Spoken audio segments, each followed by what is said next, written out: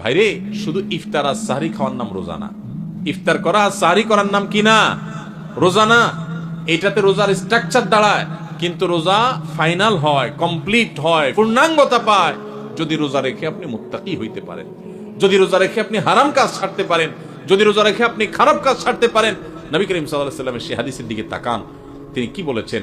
মাল্লাম ইয়াদা কাওলা যুরি ওয়াল আমাল B, যে ব্যক্তি মূর্খতাসুলভ কাজ ছাড়লো না, মিথ্যা কথা ছাড়লো না, মিথ্যা কাজ ছাড়লো না, গুনাহ এবং পাপাচার এগুলা ছাড়তে পারলো না, ওই ব্যক্তির রোজা রাখা আর উপোস থাকা সমান। তার উপোস থাকায় আল্লাহর কোনো ঠেকা পড়ে নাই।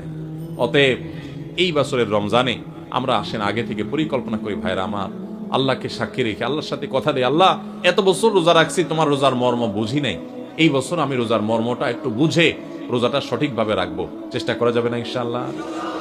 আল্লাহ আপনি আমাদের সবাইকে তৌফিক দান করেন।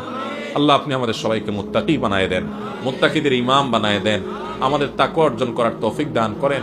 আল্লাহ হারাম ছাড়ার তৌফিক দান করেন, হারামকে না করার তৌফিক দান করেন।